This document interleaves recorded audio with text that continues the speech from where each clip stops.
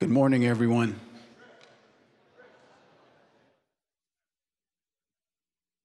Welcome to 1 Million Cups. My name is Milton. I'm one of the organizers, and I have got Courtney, Britton, and Toby with me here today. These are some of the other organizers. We want to welcome everyone. Do we have any first-time visitors today? All right, welcome. Any of our 1 Million Cups veterans? Welcome back, welcome back. Well, for those of you who are here for the first time, 1 Million Cups is an entrepreneurship program by the Kauffman Foundation, whereas we have two entrepreneurs come and present their journey. They'll talk for 6 minutes. After the 6 minutes is up, we open it up to our panelists to start with questions, and then to the audience for about 20 minutes. During the Q&A time, if you've got a question, just raise your hand, and one of the organizers will be moving through the crowd with a microphone. I'd like our panelists today to just stand up very briefly and introduce themselves so you know who they are. I'm Mindy Hart, with Essential Foundations for Business, and one of my clients, the Handy Camel, is the challenge sponsor for Make 48, which is on the 17th, so just about 10 days away. We have some flyers today if you want to find out, if you're not an inventor, it's okay, you want to come and hear these speakers from QVC and all of these great companies, Stephen Key. So feel free to join us for that. And my specialty is in marketing and public relations. Hi, I'm Brian Azorski. Usually I'm standing up there as one of the organizers, but today I'm a panelist. And I am a maker. I do make websites, and I also have a couple physical products that I manufacture. One is called Tin Man Prints, which is running a Kickstarter campaign right now that you should all know about. So I look forward to seeing our speakers today. Thank you. All right, couple quick announcements before we bring up our first presenter. We also want to welcome, it looks like Adrian High School is here today. Welcome. And Britton has got a special announcement. All right, so 1 Million Cubs is turning 3 in 2 weeks. We would love to hear from you all who you would like to see back from year 3 and what you would hope to see during our 3-year celebration. Just let us know on Twitter with the hashtag #Celebrate1MC. Thank you. So our first presenter today comes from a company called Mosquitno, who has created an all-natural, innovative new insect repellent solution. We want to welcome Emily and her team.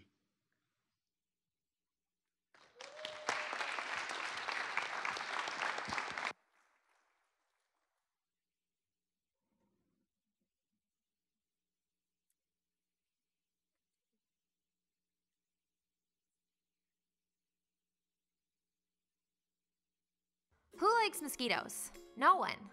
But for years, people have been protecting themselves and their children with products potentially more harmful to their health than the actual mosquito bite. Hi, we're Mosquitno, and we're on a mission to help people enjoy the great outdoors, bug-free and without the use of toxic chemicals. Who likes mosquitoes? No one. But for years, people have been protecting themselves and their children with products potentially more harmful to their health than the actual mosquito bite.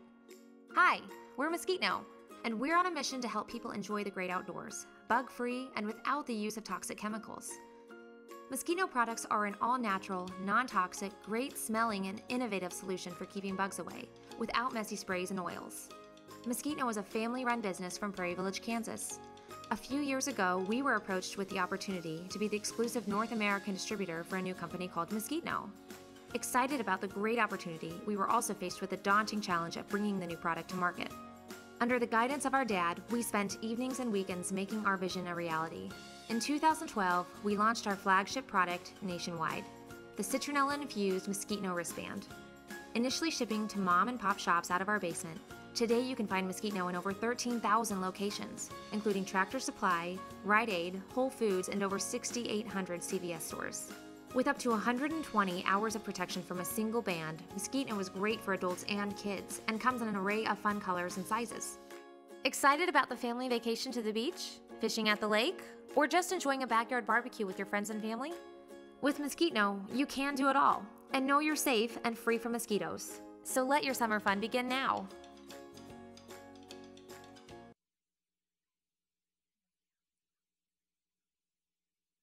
Okay, hello Hello everyone, my name is Emily Dix. This is my sister Carolyn, and we are Mesquite-No. We are so excited to be here today.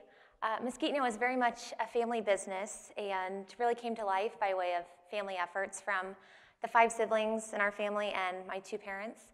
My dad, Bob, who's in the audience, started the company a few years back and is the president, and while he maintains the president, he's also he has a full-time job at another local Kansas City company.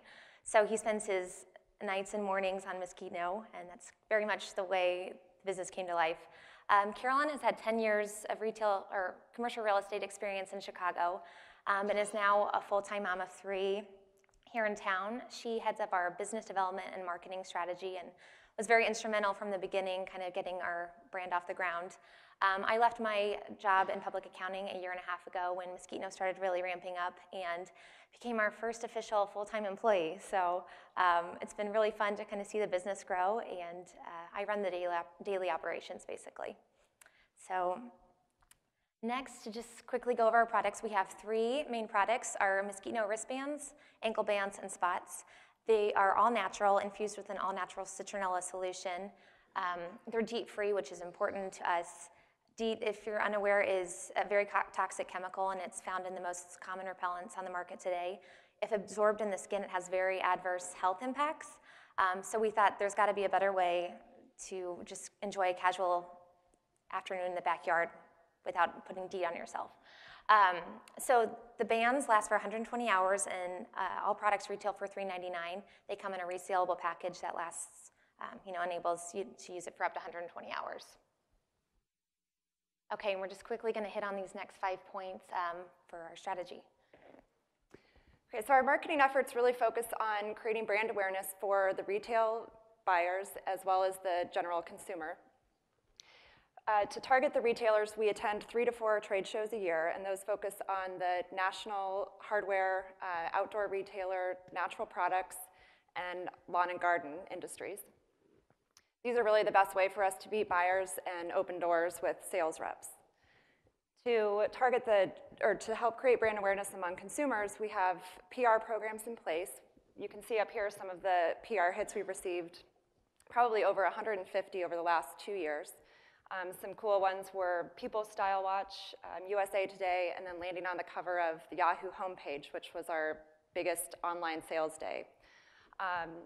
We also have a social media program, pay-per-click campaigns. We're doing some affiliate marketing and partner marketing, and we do blogger outreach. And so we're just creating general brand awareness, which also helps build our retail sales. So here's our sales chart. We started marketing Mesquite-No nationally in 2012. It was mostly a grassroots effort targeting independents and just getting sales where we could. We mailed a sample to a company called Tractor Supply, which here you may be familiar with. The buyer liked the sample and called us to say that he was going to put us in 1,300 stores across the country. So that was an incredibly lucky break, and it actually floated our business and allowed us to develop a marketing program and go with our business. In 2013, the buyer called and doubled his order, so that was really exciting, and we felt like we really had a solid business we could go with. You'll see in 2014, we had a sales shortfall, and that was actually an inventory shortage. We had great demand, and it was really disappointing because we weren't able to get product into the country. So we shipped our very last remaining stock in June, and then weren't able to get stock all the way until October, so we missed out on our entire peak selling season. In 2015, you'll see our projections to almost triple sales. We got another lucky break at the end of last year. We met CVS at a trade show, and they called to say that they wanted to place our product in 6,800 stores across the country. Amazon.com is also our second largest customer that's projected to grow significantly this year. You can see our mix of customers here. We have a little issue, but the national retailers are supposed to be in the blue, and those really account for the majority of our business, about 58%. The online retailers are the category in green, and that's companies like Amazon and Groupon. The independents are an important part of our business. They provide a lot of diversification, even though they just account for a small percentage of our total retail sales. The distributors are also important for getting into grocery chains and gas stations and other small independent stores. And then our website accounts for only 2% of our sales, but the direct margin is significantly higher, so this is an area that we want to continue to grow. Okay, operations. Mosquito is a very low overhead operation. We operate out of our parents' house. That's our home office headquarters. And like I said, I'm the one full-time employee, and we subsidize with a lot of family time and contributions. So what we can't manage ourselves, we've outsourced, and we found some really great local vendors and service companies to do great work for us. Bank of Blue Valley has been very instrumental in financing our purchase orders for inventory. They've helped us get SBA loans, and due to the seasonality of our product, it's not always easy to fund purchase orders 6 months in advance or whatever, so they've been wonderful. Karuna Consulting, who's also in the audience today, is launching our new e-commerce strategy and online marketing. They've given us a new website and retailer portal, so we're going to try to capture a lot of those online sales and direct margins through them. Lawrence Paper Company manufactured the 6,800 displays that you're going to see in CVS stores this summer. And Smart Warehousing is our newest vendor. We've moved our entire fulfillment and inventory storage to their location in Edgerton, Kansas. Some challenges. Sales reps are really our biggest challenge. We have one shot every year due to the seasonality of the product to get into these big chains. And we've been overpromised and underdelivered on multiple occasions, and it blows our chances to get into a store for an entire year. So it's really important that we find good reps to help us get into these stores. Inventory management, as Carolyn mentioned, in 2014 we had a shortage. This is really due to being unable to access our factories in China, and this won't change due to our distributor agreement, but it's definitely caused some delays and some things that we can't always control, which is not good going into a busy season. Product development. Ideally, we'd like to develop an entire line of products, all natural repellents. EPA registrations are a big hindrance on this. It's upwards of $150,000 per product to register, and also including the testing involved. So it's a risk, and currently we pay about $10,000 per year per product to register within the 52 states every year. So that is going to be it for us, and we're ready to answer any questions. Thanks so much for listening. Thank you so much. Thank you. We'll go ahead and start with our panelists. Yeah, I was curious. You had a shortfall in 2014, and you are very dependent upon these overseas manufacturers. What is your strategy? You've got a lot more stores, a lot more product demand. How are you going to keep that from happening? Very good question. It is very much on our mind right now, developing the best way to give our manufacturers enough lead time. It's hard to say, because for CVS, for instance, we received purchase orders in December, and they had a delivery date of mid-January. We require 60 days to get product from the manufacturer to the country, through the country and through customs. And with the port delays, actually, this last few months, that was a significant delay. But essentially, if we don't have the purchase order in hand, it's hard to get financing to fund the inventory. So that's a challenge that we have. Basically, through loans and the way our credit line is working, we're hoping to have early commitments from customers and really get our logistics flowing on an earlier basis, so we're not doing these last-minute orders and hoping that everything goes well and we don't have port delays. So, but the manufacturing will stay in China. It's just due to our distributor agreement. So it is something we're working on, and it's very important because it can devastate our business if we had another season like 2014. Okay, I've got a question for you. Can you go back to the product slide? Nothing against your family. I could give you everybody's names and everything. We could go through that. That's pretty good, actually, if you could do that. So does the product keep any other types of flying insects away? Yes, we say that it will repel mosquitoes primarily, but also flies, gnats, and no-see-ums.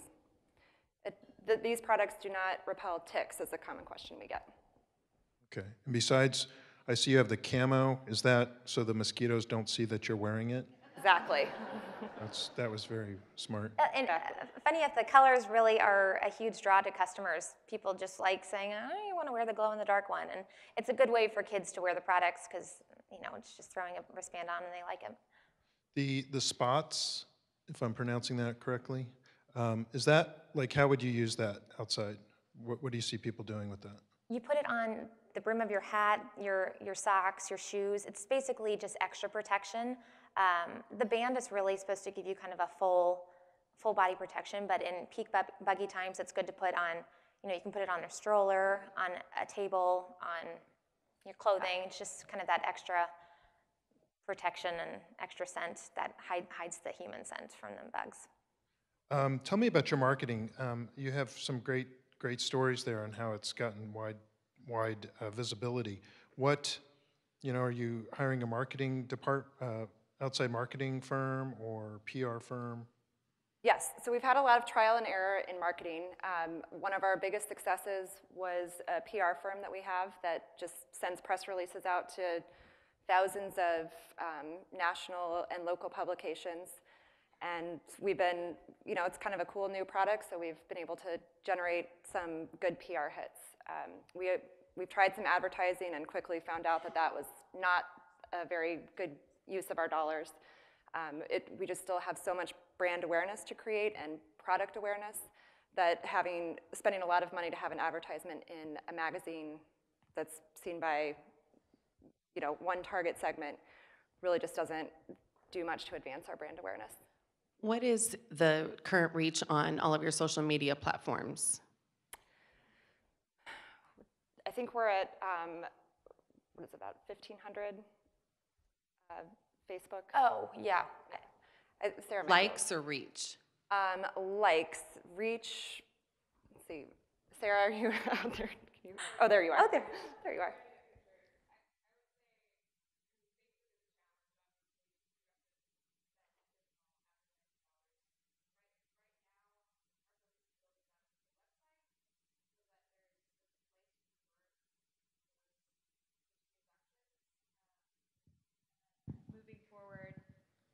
Moving forward from there, then it's pulling on the levers of social media and paid search and AdWords. So that's kind of coming down the pipeline in the next year. Okay. Thank you, Sarah. All right, we want to open it up to the audience, and we've actually got 2 questions here. I'm going to start with this gentleman over here. Good morning. My name is Holmes Osborne. Does your product work on the big Canadian mosquitoes? Yes, Citronella is a verified repellent. These are infused with a 15% concentration of 85% citronella, so it's very potent and strong. It's kind of our feeling about DEET. If it's in that heavy saturated mosquito area, it's only going to do as much as what you're up against. So our prime use is kind of for backyard barbecues, recreational, joggers running around. But if you're in the thick of the deep woods, definitely Mosquito is going to help. You may need some backup or wear a few. So those things don't mess around. There's a question in the back on your left. I actually have a couple of questions right over here. Oh. The first question is, citronella is a wonderful product, and this relates to health issues. If you have a citronella plant in your home, any bugs that come within 3 to 4 feet of it will drop dead onto the floor. What are the long-term effects of this on the human body if a person were to use it on a regular basis? The second thing is this good for, say for instance, fleas? And the third thing is, do you see any time having this available for pets? So I'll take that one. The citronella has been shown to be a non-toxic substance to humans. Even if it's ingested, it will just flow through the body and have no adverse health effects or toxicity, as far as all of the research that's been done. Your second question was? Fleas. Fleas. We don't market that this will protect against fleas. The way citronella works is it masks the human scents. So that's carbon dioxide, some markers in your blood, sweat, body odor, it masks those scents because those are the ways that bugs find you. So any bug that relies on those kind of cues to find their human hosts, it will help protect against those, but mosquitoes are really our primary pest that we market repelling against. We have thought about dog products or pet products, and those will hopefully be coming out in the next couple of, maybe next year or the year after. We also have some other new formulas that may be expanding beyond citronella that will also be all natural, but may provide an odorless protection, which would be nice for dogs since they're really sensitive to smell. Question in the center. Yeah, so I'm Brian McClendon with Google. You touched on it already with the AdWords and so on, but your online sales, have higher, like how high are the margins online versus when you go through channels, and what is your strategy to move more of that online because the margins are so much higher when you get to do direct sales? Yeah, well, essentially our products retail for $3.99 a piece. Our wholesale is $1.99. So whatever that 50% margin we're making up, as well as our cost margin. So it's great, and that is why we've kind of hired Karuna to really excel that whole aspect, because we want to capture as many direct sales as we can. So the affiliate marketing, the new website, and the pay-per-click, we're just trying to move all this traffic to our website and gain that extra margin. It's not going to ever be our biggest necessarily, but it can make up for it in the margin we get. So that's a huge focus for us this year. How we funded our marketing budget is with our online sales. Question here in the front. Hi, I'm Joe. 2 questions. The first is follow-up, I think, on a previous one. Since you have a fairly concentrated amount of citronella on the wrist, is it possible that some people would have skin irritations or other kinds of allergies? The second one has to do with when you mentioned your gross margin.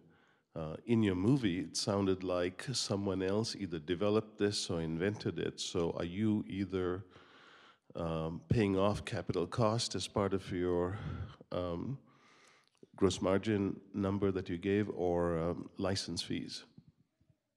Basically, to answer your first question, your skin irritation. Really, we don't have any complaints for skin irritation. It's been approved the percentages have all been approved by the EPA, and like Carolyn said, it's non-toxic. The only concern we would have is if someone had an allergy to the rubber, but that's kind of on a case-by-case basis that they kind of have awareness of. But no complaints as far as the citronella goes. The second question is who came up with the product. We have a sister company in Europe, and we got in with them right as it was invented and brought to market. So we're basically the exclusive distributor for North America. So we took on basically a product and then created the whole branding and marketing here in the US. We own the US trademark, but it was invented by someone in the Netherlands. So they're marketing across the world as well. We have kind of different marketing concepts, but our cost just basically we order from them at our cost and then sell from there. So that's how that relationship works. There's really no licensing or royalties necessarily. There's another question in the back. So could you elaborate on that? Like, how did you find that distribution opportunity, and what was your startup cost for like the first 6 months? It's an old business colleague of my dad's. He used to be in the art supply distribution business, and really it was a phone call that started it all, and he said, "Hi, Bob, you want to go in on this with me?" So we did, and it was very much a side endeavor for many years, or not many years, the last 3-4 years. Startup costs, I can't say necessarily a number, but basically our only startup cost was ordering our initial inventory. It was stored in our basement, and my sister Libby and I would ship out the orders to customers, on the weekends and whenever, and really started with those local shops. So the startup costs were very minimal because it was kind of a a risk, and we didn't have a lot of capital or resources to work with. So we had my sister's nanny's husband do all of our packaging and graphic design, and my pitiful graphic design skills from art school kind of contributed. So we really used the family. My mom was instrumental in kind of coming up with a lot of concepts for the brand. So very low cost. And we've gone through several revisions of the packaging. We started out with just a tear packaging, and that was it. We came up with the resealable package, I think, in 2013. And that was able to be done basically because of the orders we'd received and the new capital we had to work with. Really, the Tractor Supply order that we got in 2012, which was our first year truly marketing the product, enabled us to grow this business. We've as many entrepreneurial businesses, you get some lucky breaks that make it all go, and you also have some, scary moments where you're not sure if it's going to go. So we've been up and down. A lot of family volunteers. So just a comment and then a question. First of all, never minimize the family contribution. That is a significant success point for you, is that you've been able to utilize those family connections. So accentuate that. Be proud of that. Obviously, the biggest concern for you is not having a shortfall of inventory, and I'm confident you guys are going to find a way to mitigate that risk.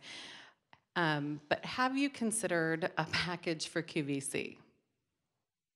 QVC, we have not been in contact with. We have been in contact with Home Shopping Network. Home Shopping Network. And basically, their pricing was so low that it wasn't going to be fair to the retailers that we've invested a lot of time and who've really made our business for us. They were going to significantly undercut them on a cost basis, and we just weren't totally comfortable with that. And we're not done exploring that area, but I don't think it's going forward this year.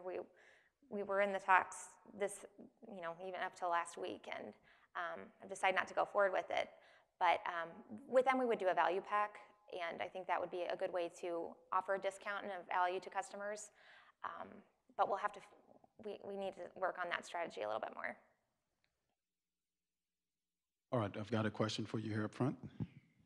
Would dogs like to have a collar of citronella? Dogs would love to have a collar.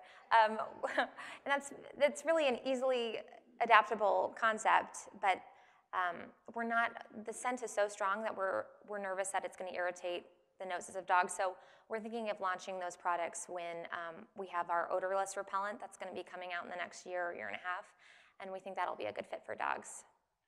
So, but some people put the little stickers on their collars, and they like that. Yeah. Mm-hmm. The final question, what can we do as a community to help you? Okay, well, our biggest challenge right now is finding quality sales reps and connections to buyers and distributors. Like we said, we have one shot every year to get in with a company, and we're seeking good relationships with local customers, distributors, big chain buyers, and then sales rep organizations that can really do a nice job for us and facilitate those relationships. So, thank you so much for your presentation today. Thank you, everyone.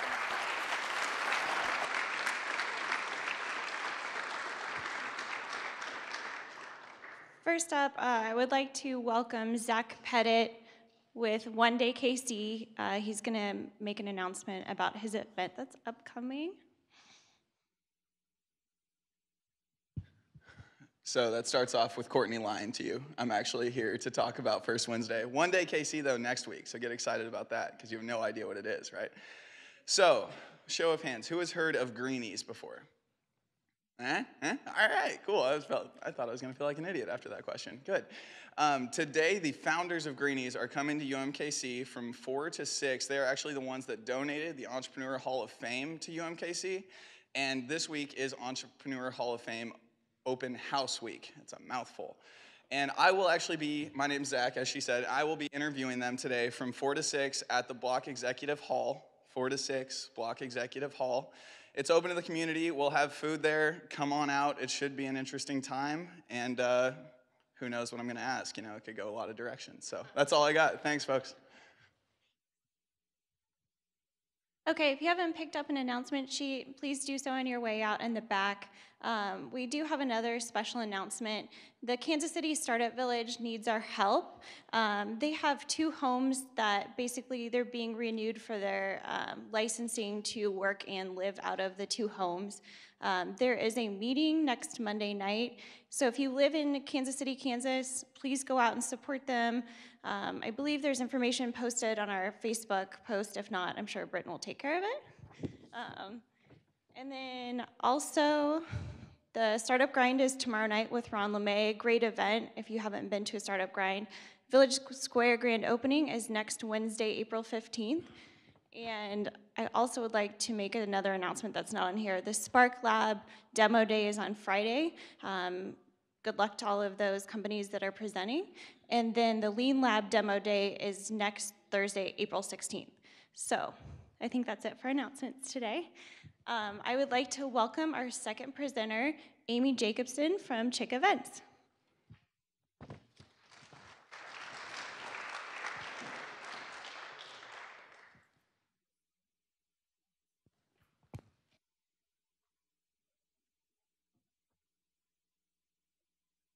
Hey, good morning. How are you guys? We have a different kind of a product to talk to you about. It's not actually a product. We are an event company. I first of all want to introduce ourselves. I'm Teddy Hernandez, and this is my business partner, Amy Jacobson. We like to say between the 2 of us, we have about 120 years of business experience, even though we're really not that old. I spent 24 years at Hallmark Cards in product and in marketing and in retail. And Amy comes from the Gap Inc. and was with Banana Republic when they were on their huge growth spurt, as well as Old Navy. So combined, we have a lot of retail and product and marketing experience. And we've now turned that into an event brand here in Kansas City. We're headquartered in Overland Park, Kansas. We have a great little cozy office, so if you're ever in the mood and you're out by 127th and Metcalf, please stop by and visit us. We can always use extra hands, I'll tell you that. It gets a little confusing when we jump between some of our brands, so we thought we would start out by just introducing you to the parent brand, which is Just For Her Expo, Inc. We're a 7-year-old company, and we produce one of the largest women's expos in the Midwest, which a lot of people don't know, and we're headquartered again right here. It's called the Just For Her event. It takes place in June. We get about 10,000 to 12,000 women who come through our show over 3 days at the Overland Park Convention Center. So think about huge expo, 350 vendors from all over the United States, and women, 10,000, 12,000 women who just come and shop and drink and have fun with their friends. So that is our parent brand. Once we saw the success of that, we realized, you know what, women, and this is kind of a no-duh, but I'll say it for the men, women love to shop. Women love to be with their friends, and they love when you curate a really great event and bring the very best of shopping together. So that's what we do as an event company. So Just For Her, again, is the event company that is our parent brand, but today we're going to talk to you about Chick Events, which is our brand new event.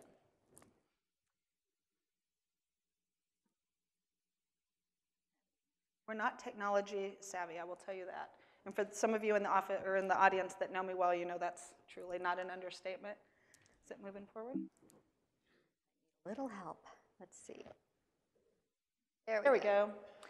One of the things that a good event company will do is capitalize on trends. So we don't really wait until we see other companies doing events. Amy and I like to pride ourselves in really watching what's happening in the marketplace, and then we create events that go with those trends. So there were 4 trends about 1.5 years ago that Amy and I were really paying attention to. One was the consumer interest in anything that was handmade or vintage. Raise your hand if you've been to the West Bottoms on a weekend. Most of you. If you haven't, I invite you to go down on a first Friday, Saturday, or Sunday and shop. These are amazing local businesses who have created a marketplace in the West Bottoms. So that was a big trend we were seeing. We were also, of course, seeing Etsy, West Elm bringing local artists into their stores, and then events like Junk Stock, which if you haven't heard about Junk Stock, just Google it. Then we also saw this surge of pop-up retail taking place, mainly on the coast. Kansas City hasn't really caught up with it yet, but if you haven't been to a pop-up retail location, go. They're very interesting. Then we started seeing how consumers kept telling us they really wanted an experience. Anytime they were shopping, they wanted something fun to happen. They were tired of just walking in and having a transaction. They really wanted a relationship with those people they were transacting with. And then Raise your hand if you've been part of this phenomenon, the explosion of the pride in KC.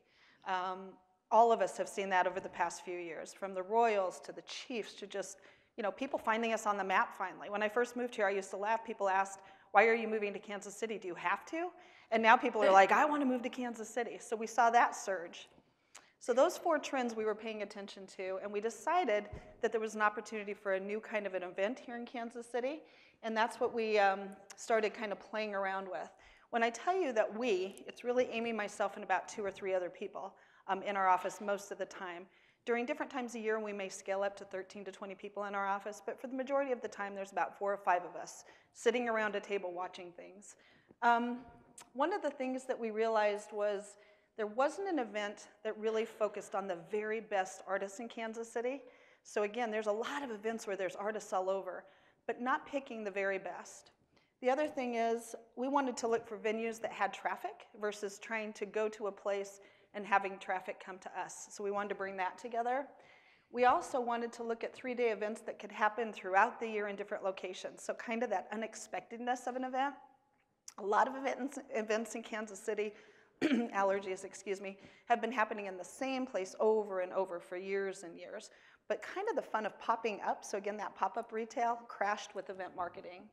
And then we wanted to capitalize on the new trend that could be coming up. So if H&V, which is handmade and vintage, were to decline, what's a new one that might pop up that we could be, participating in?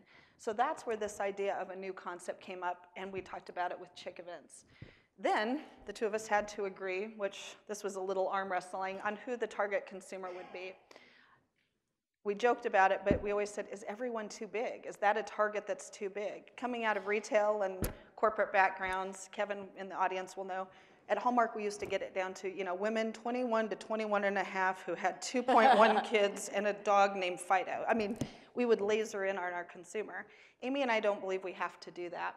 So we said, really, there's no target age. We're just going after women who love to shop, women who are constantly looking for what's hip and cool in the marketplace, and women who just like to have a great time. So that's our target, no age. Now, the hardest part, which was naming the event brand. So we have Just For Her, Expo Inc., and we were like, what are we gonna name this little or this little brand? Oops. So it's easy. Yep.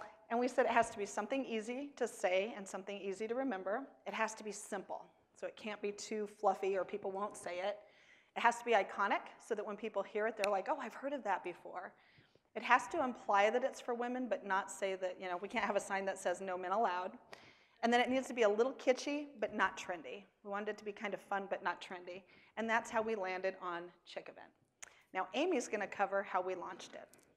So just a little bit about marketing. I'm sure everybody here knows that no product, no service, no event company is anything unless you can actually get it out into the public. So we can have the greatest event in the entire world, but if people don't know about it, then we are not going to be successful. So as Teddy mentioned, because our target audience really is women of all ages, and now with some of our event brands, we've even merged into a male consumer as well.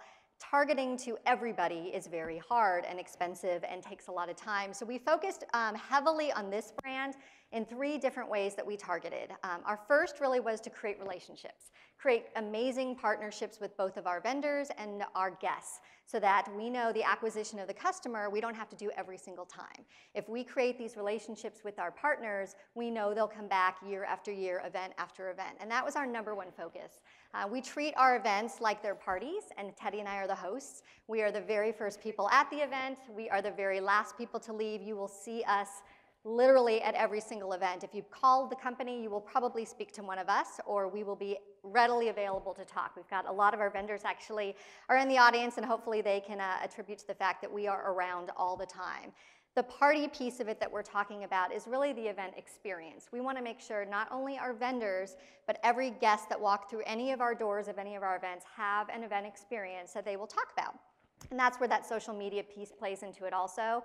We all use social media now. It's the biggest platform, the most cost-effective platform probably out there. One of the things I think that we've done well through social media, we do budget quite a bit of our marketing dollars through boosting and things like that, but it's really the power of the people and the power of the numbers. And because we focus so heavily on local and having our local vendors there, they have such a huge following because that's how they get the word out about their new products, about where they're going to be. So doing the math, we have between our two brands over 10,000 people following us through Facebook and Instagram, but between all of our vendors at 80 plus at most of our events, we have close to 150,000 followers, and one post leads into obviously a lot more. So we've really taken advantage of that, and that again is just that partnership. We posted something yesterday for a company that's been with us since the beginning, who's starting a new brand. Actually, it's Annie's Barn, who does all of our signs. She's got a new brand, and within 30 minutes, over 3,000 people had seen the post. We had over 75 likes on it. We never paid to boost that post, but it's really just that pushing of local people talking about it. The one thing we did very differently than we've done at any of our events, and that we've seen with any events within the market, is we created a street team. This was something we've seen for products, but not necessarily for events. And what that was really trying to figure out how do you launch an inaugural brand with people that have no idea what it is. Chick event sounds fun, but nobody knows what it is. Is it what kind of event is it? So we hired 6 to 8 women that represented who we thought were the best in Kansas City, talked about what they needed to interact with, and we sent them for 6 weeks, 6 weekends in a row before our events out into the public. We sourced different events within the city that we thought had the demographic of women that would come to our event, and they physically talked to over 25,000 people. They handed out marketing material, they handed out, in the summertime, which is when we were doing this, they handed out water bottles with koozies, they wore KC Chick t-shirts, and they physically were, hopefully some of you have seen them, in any location that we thought we would be able to target the women. We were at farmers markets and First Fridays and West Bottoms, and that one-on-one interaction was huge for us. It was actually the #1 way that we got people to an event that they had never heard of in Johnson County. We will continue to do that with all of our brands. It gives us the opportunity as well to tie our sponsors into it, being able to market some of the things they're doing, but nothing's better than being able to talk one-on-one with somebody about what you're doing and answer any immediate questions that they might have. We got a lot of, can men come? What's there for me? Can I bring my husband? What kind of vendors are going to be there? And it gave us the gauge also to know what kind of marketing material we needed to provide in the future. So that was actually the #1 way we hit people besides social media. We got kicked out of quite a few events, I will tell you that. Speaking of questions, we also want to be able to get our panelists to get started here. If you've got one more slide. Yep, so just again, kind of the success of a new event brand. We launched 2 Chick events last fall. We had over 10,000 people at the events combined, unique customers that came to the 2 events. This year in 2015, we'll have our large Just For Her event in June. Chick events, the Handmade and Vintage, will be again at the Park Place location in September. And we're launching a brand new event called Craft. It's a new event that we're collaborating with Jonathan Binder, who's here today from Recommended Daily, and we'll be bringing the best of craft, handcrafted shopping is what we'll bring from Chick events, and then Jonathan will be bringing the best of the craft food and beverage to this event at Crown Center. So that's our newest event that we'll be having. So we can certainly open to questions at this point. You guys are the first ones to hear about craft, so. Okay, I'm kind of excited about that. Yes. And let me first say, I am the anomaly. I did not get the shopping gene. I hate shopping, but I love going to Just For Her and the Handmade and Vintage because it's all in one spot. Yep. So I think that might be an area for you to explore, is for people like me that don't really like to shop. I am curious, you've talked about how many followers you have. Certainly with the number of people that you have in attendance at these events, what are you averaging? Again, I keep talking about reach on social media. What is the reach? And have you figured out a way to monetize that reach with your sponsors? Our reach, really, we do a lot of boosting. So certainly the more, obviously, you spend, you reach. Our typical reach for most of our posts is somewhere between 1,500 and 5,000. Certainly between the people that like the events and like our followers, we can reach a little bit more than that. But our sponsors, it's interesting. Unlike other events, we really try to find sponsors that make sense or try to figure out a way to make them make sense within the event. Bank of Blue Valley, who I know they spoke about earlier, is our banking sponsor. Figuring out how to make banking sexy and fun and interesting for folks that come to the event was not the easiest thing to do. So actually, they are our Her Bucks sponsor at the Just for Her event. We'll be handing out $5 Her Bucks through the street team and through the event. That will be presented by them. That's a huge social media play for us. We'll be giving out thousands of dollars worth of them. I would recommend that you look at not just your click-through rates. I mean, certainly those are important for conversion, but looking at what your monthly reaches through Facebook. And reaches. You know, when you can grow an event marketing on social media from like 200,000 to 1.2 million, that's something that you can monetize. So I would start to and be able to rattle off those monthly numbers off the top of your head. Great, appreciate it. Hello. I got to exhibit at your first event. Yeah. So I want to commend you on the great weather we had. We first pay of Gary all. Lezak for that. I was very impressed with the amount of traffic that you brought to the first event at Park Place last September, I believe. So congratulations on that. I know you mentioned that you want to take this to other cities, and you guys took it to 2 other cities or 3 other cities? Just for Her. So the Just for Her event, the big one that we mentioned, we've been in Omaha, Des Moines, and Kansas City. Chick, we're looking at licensing it next year. So briefly tell me how, you know, for somebody to, you know, what's the difference for somebody saying, hey, I love what they did, let's do it, versus let's buy into their brand? Sure. Tell me why they should buy into your brand. Well, that's a very good question because we have to ask ourselves that. We have to say, you know, is this something that somebody could go out and duplicate without us? What we find is a lot of people think that they could put on an event. They have no idea the 9 months it takes to put it on. There is a great deal of business skill that goes into event planning. And so we've talked to a lot of women who have said, you know, I'm interested in doing one, but I may just do it myself. And then once they start talking about it, they realize they don't have the skills, the background, the backing, and really the relationships in the community. That's the hardest thing to eventually establish. And a Chick event, the other thing that we have is that Amy and I know how to market very well. Well, I mean, I know that kind of sounds egotistical, but we know how to get people to an event. And a lot of the people who put on events, you know, there's some that maybe draw 200 people, 300 people. That's great. But if you want to put on an event with 5,000, you really know how to get people there. So we appreciate you saying that. One more question. I know you did a holiday event, pop-up inside of an empty retail space last year, and that was like a 3.5-day event, I believe. 3.5 days, yes. Town Center Crossing. We took over 12,000 square feet at Town Center Crossing in the old Love Culture store. If you know that store, it's right next to the Apple store.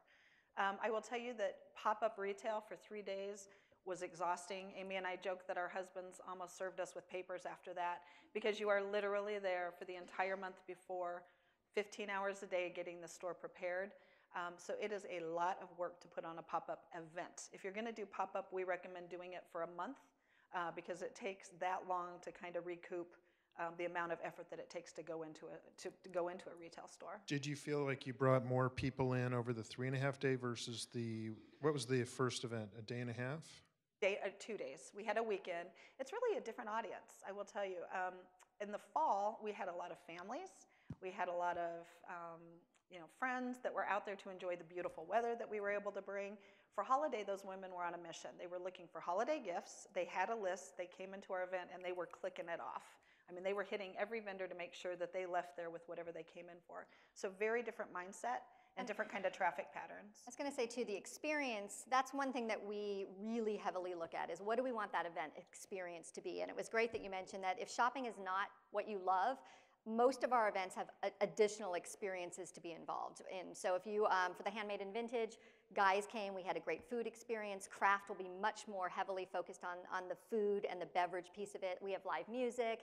We have some DIY presentations. So if you're interested in other things, certainly we have those at most of our events. Where holiday, really, it was shopping. You were on a mission to buy your holiday gifts. We were looking to not necessarily compete with a large holiday mart and holiday boutique, but to take what they do and bring it down to a more smaller scaled boutique event. For people like you. For people that are overwhelmed with 400 people people that are overwhelmed with our Just for Her event, and that's kind of how we gauged into a smaller event. That event is huge. It has a huge following, but it's massive and it's a little overwhelming, and this way we can kind of more niche target each event to what we think the consumer is going to want.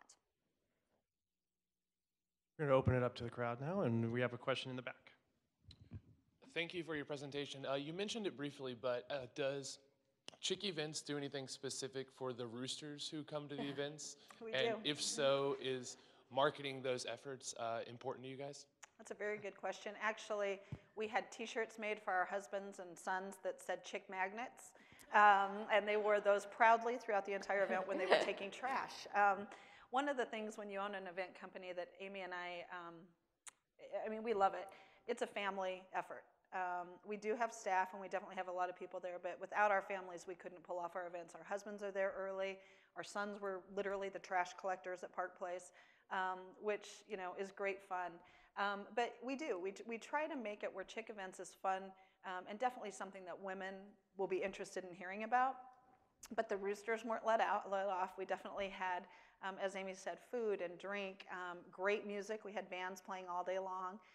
And what we heard, which was interesting, is a lot of men that we talked to will go, oh my gosh, I love that event, or I had so much fun at that event. And that makes us feel good because it's definitely one for everybody. Now, craft, you're going to love. Jonathan, who's got his head down right now, wave your hand, Jonathan, with Recommended Daily. We're going to have whiskey tasting stations. We're going to have wine tasting stations. We're going to have beer tasting, as well as music and great food and great shopping. So craft will be something that's really devoted to men and women, not just necessarily women. Got a You'll question. be there. You're there? Question here in the front. So I assume the revenue model is you're just charging the vendors to be at the events that you've organized. So with that, I see that you did 2 events last year, yes. One larger one, the holiday one, the smaller one, and then this is 6 months from now. Correct. So what is the goal? Is the eventual goal to be having one of these unique events every quarter, every month? Because if it is one every 6 months, your revenue model is essentially capped. Right. So where does the growth? What do you expect to see 2, 3, 4 years from now? Well, that's one of the reasons we're looking at different cities. So that's a very good question. One of the things that I'm a firm believer in, and so is Amy, is we have to pop up retail when consumers are thinking about going. So fall is a great time of year. That's why we have 2, one in September and one in October. People are outside, they're getting ready to nest, they're starting to decorate, you know, that kind of thing. So fall is a great time for festivals, if you will, or events. Holiday is a great time because shopping is the #1 thing people are doing. Spring, we will tell you, is very difficult, and we've done a couple of spring events. Spring is hard. First, weather, no matter where you are. We had a blizzard in Des Moines last year in April. Snowed in. So we really, spring is not our favorite time of year to host these. We had our Just for Her event last year in May. How many people in here are mothers that hate the month of May? I do. I have 5 kids, and the month of May I wish would just go away because it's graduation, end of school. It's crazy town. You do not have time to even think about shopping. There's a lady nodding her head right there. The revenue model, I was going to say, for us works really well because they're spread out and because the way that we charge our vendors, we give them the ability to pay within different payment strategies. They don't have to pay it all up front. We do have money coming in annually, which is kind of nice because if you do just have one event a year, which is what the model was for Just for Her, you have a lot of money coming in at one time and then you're sitting with no money coming in for most of the year. So Chick Events was able to at least fuel the fact that we are constantly bringing in a little bit of money to be able to pay for all the marketing. And then as we branch out through licensing or other events, will certainly help being able to kind of figure out how we have constant flow, cash flow coming in. But so far, at least with the events being spread out, it's been a good model for at least cash flow for us. Keeps workflow. Question in the center. I was just curious, do you know there's any research about in a household where there's both a man and a woman, who makes the decisions about where they go to events on the weekends? Is that a woman's decision or a man's decision? Typically a woman's decision, and that's one of the things that we kind of look at with all of our events. My husband's here today, and I think every weekend he's like, what do we have this weekend? What are we doing this weekend? And it's kind of, it does draw on the fact of what women want to be doing and can fit into their family schedule, which is why we try to have that element of some things for dads to be able to do or husbands to be able to do. But we are very female focused. We're female owned. owned. Again, we know that the shopping decisions and typically the household decisions are made by the women, and we do kind of play on that a little bit. But with craft, what's interesting, and when we've kind of been doing our focus groups on this, women are like, oh, I love it. My But husband will come. any man we talk to was like, I'll come. And that's a bonus. You know, she's not going to have to drag him to this one. He's going to want to come. I have a question on your left. Hi, I've been listening to you, and you've been in marketing voice a lot. Can I put you in executive voice for a moment? Sure. Is this thing making money, or is this a hobby? What did you say? I'm Is sorry. this thing making money or is this a hobby? Well, we work at Taco Bell at night, so no, I'm kidding. Kidding. Just for her event, obviously our parent company is the money maker for this company. Our revenue strategy is very different for both events. We have almost 400 vendors. We charge for booth space and sponsorships. That's how we make our money at that event. We certainly sell tickets, but the ticketing money that comes in is not what's drawing that traffic, the money amount. Chick Events is something we kind of flip-flopped. We wanted to target the local makers and artists, and they cannot afford to do our just for her event. The price point is very similar to a larger trade show. So we brought the price point down for the vendors to something that they could afford, they absolutely can make money off of, but hurt our strategy in the fact that if we're only selling 85 to 100 booths at $350, which is what our local vendors pay, that's not a lot of money. That actually basically pays for a piece of the marketing. Sponsorships, of course, we help, but the gauge for Chick Events really is to get people to pay to come through the event. It's a $5 ticketed event. And then if we can get the numbers up to 10, 15,000 and do multiples throughout the city or throughout multiple cities, Chick Events will start making more money than obviously what it's making now. But it's not a hobby, it's our full-time job. We have 3 full-time employees with the company. It absolutely is profitable, and we know it can be profitable for women across the nation too. Something important for you to know, though, which I didn't know until I bought the business with Amy, is a lot of the bigger shows here in Kansas City, so I don't want to say their names, but the giant ones that you see on TV and all, they're not locally owned. Those are owned by companies, event companies on the coast, and they just go around to cities and put it on. So we are one of the only that are locally owned. And Amy and I we believe that we're relationship executives. We're not transactional executives. And I know that sounds crazy when you think about business, but it's important to us that we establish great relationships with the people in the community. So we're not trying to, all of a sudden make $1 million per event. That's not it. We get really great pride when we see a company like this, or Greg right here. Raise your hand, Greg. He was one of our vendors at a couple of our events. When they have great shows, it makes our job even better because we're fueling the Kansas City market. We're helping small businesses in Kansas City do things they couldn't do without our events. So I know that's kind of the Hallmark feel-good commercial, but it's true. It's part of why we do what we do. And that's part of why we work at Taco Bell at night, so that Greg can go on vacation.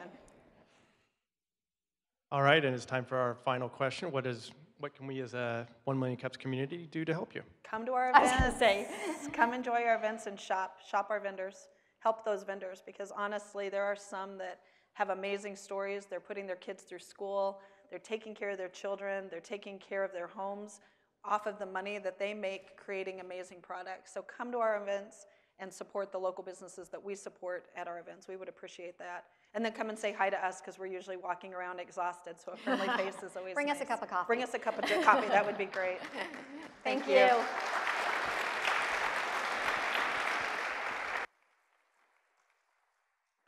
That's it for 1 Million Cups. You guys, if you have any other questions that didn't get answered, feel free to come over here and talk to the presenters, and we'll see you next week.